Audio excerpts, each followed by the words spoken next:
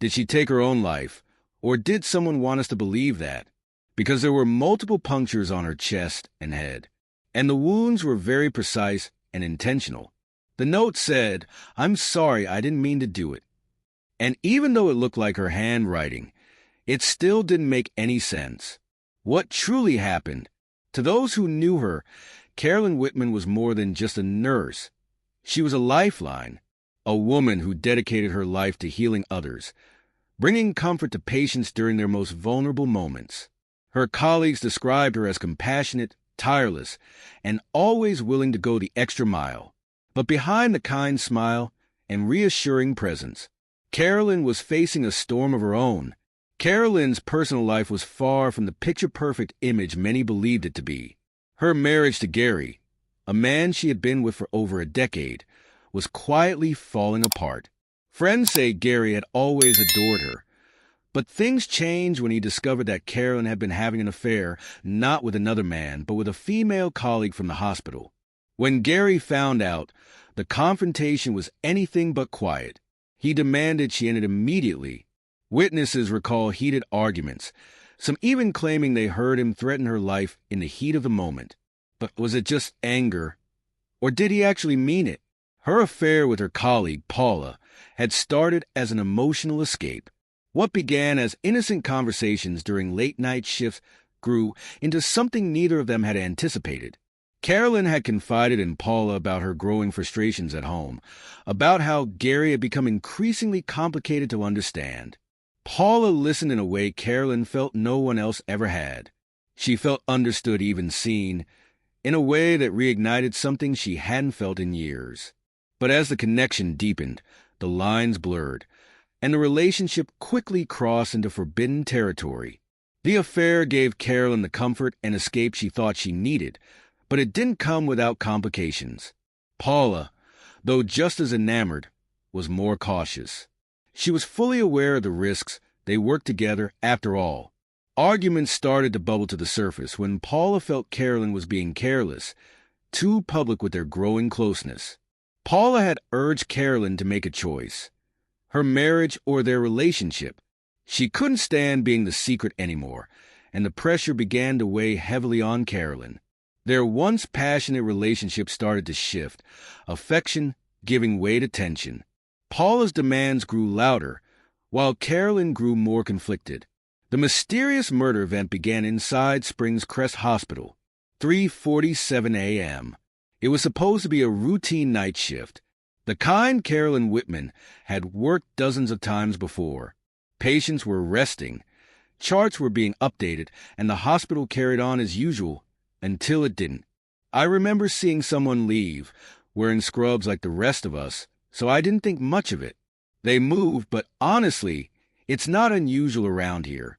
We're always in a rush. One of her colleagues mentioned.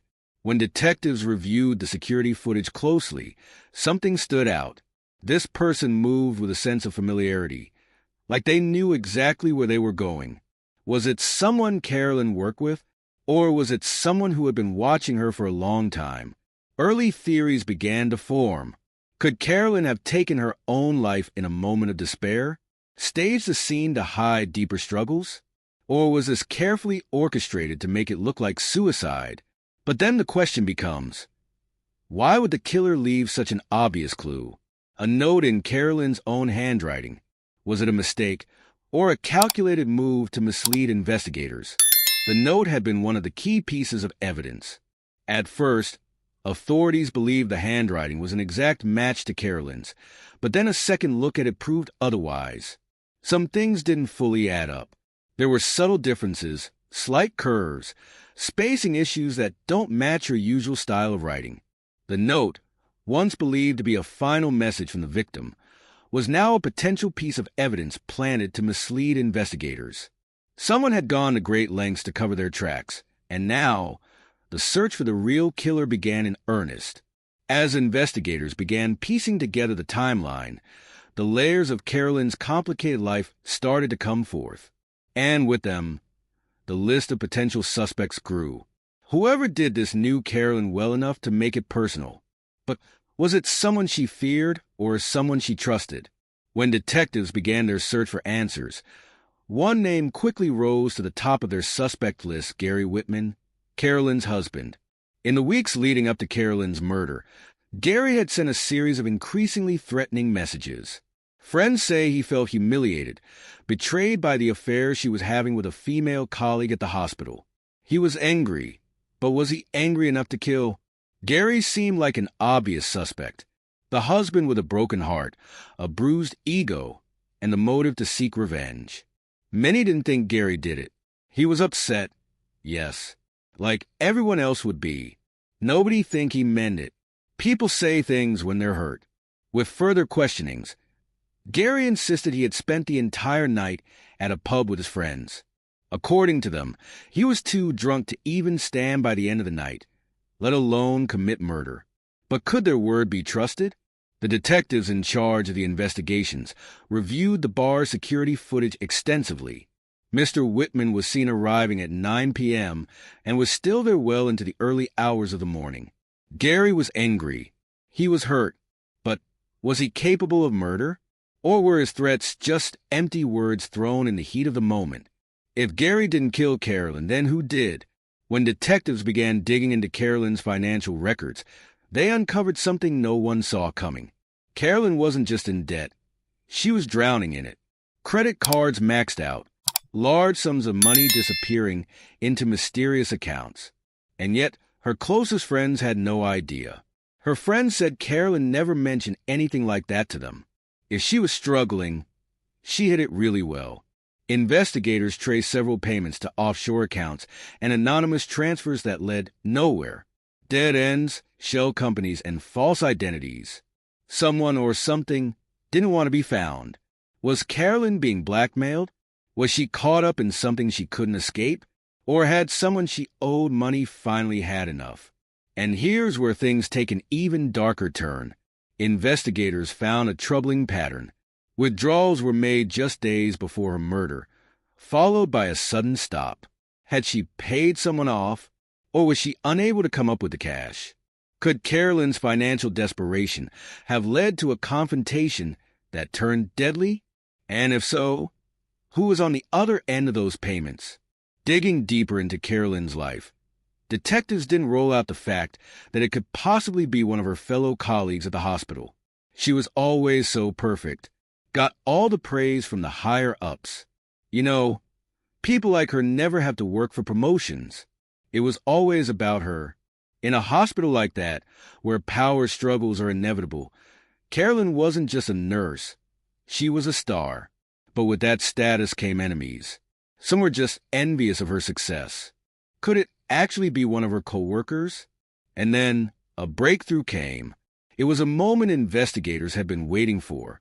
Just blocks from the hospital, a security camera from a nearby convenience store caught the suspect trying to discard a bag in a dumpster. Even though the figure moved with a sense of urgency and the face covered in a mask, the scrubs were unmistakable. It was the same one seen in the hospital footage. When detectives retrieved the discarded bag, the contents of the bag were medical items, gloves, and a pair of bloodstained scrubs. Whoever this person was, they wasn't just trying to cover their tracks. They were discarding the very evidence that could link them to the crime. But why leave it so close to the scene? Also, the suspect showed signs of being in a rush, which made the detectives wonder if this was a crime of panic. The proximity to the hospital suggested the killer had no intention of getting far. But every detail, right down to the disposal of the evidence, seemed to indicate someone familiar with the area. Someone who knew they could blend in. With the discarded scrubs now in their possession, forensic experts got to work. Every stain, every fiber, every trace on the clothing held the potential to uncover the identity of the killer. The first step was DNA analysis. The blood on the scrubs was quickly confirmed to be a match to the victim, Carolyn. But that wasn't what detectives were looking for. They meticulously examined the inside of the scrubs for biological traces, sweat, skin cells, or even hair strands. Any of these could point to the person who wore them. It didn't take long for a breakthrough. Embedded deep within the fabric, a partial DNA profile was recovered. But when investigators ran the sample through the database, They found no matches. Whoever had worn those scrubs had no criminal record. Or perhaps they'd been careful enough to avoid leaving a complete trace. Under ultraviolet light, traces of chemical substances were detected on the scrubs, a disinfectant commonly used in hospitals. It was another clue pointing toward an insider, someone who knew how to navigate the sterile environment without raising suspicion. This new discovery seemed promising because it wasn't just any disinfectant. It was a specific kind only in certain hospital departments. For investigators, this narrowed the scope of their search. They believed the killer had access to these areas, either as a staff member or someone with special clearance. Investigators began combing through the hospital's employee records, focusing on those who had access to the areas where this disinfectant was most commonly used. A list of names emerged, a mix of nurses, cleaning staff, and technicians. One by one, these individuals were questioned. Most provided airtight alibis, their whereabouts during the murder easily verified. A few raised suspicions, but didn't have enough evidence against them to take the investigation further. The list of potential suspects was growing shorter, but so were the leads. Despite the progress, each lead seemed to reach the same frustrating conclusion. The chemical residue pointed toward an insider, but none of it all tied directly to a single individual. The DNA from the scrubs didn't match any records. For every piece of evidence that brought them closer to the truth, a new question emerged that pulled them further away.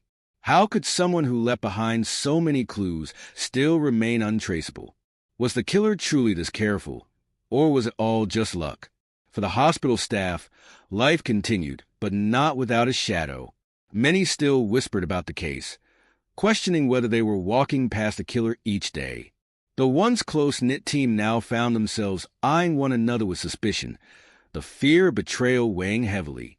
With no new leads and the trail growing colder by the day, the investigation officially stalled. It remained open, but the flurry of activity had slowed to a crawl. The case joined the long list of unsolved and unresolved murders, leaving behind more questions than answers. So, what do you think? Were the clues too perfectly placed to be coincidence? Were the warning signs there all along? Or were we all blind to the truth? I want to hear your thoughts. Don't forget to leave your theories in the comments too. If you enjoyed this case and want to dive into more gripping stories like this one, make sure to hit that subscribe button. We've got more murder mysteries to look into, and we'd love for you to be part of our journey.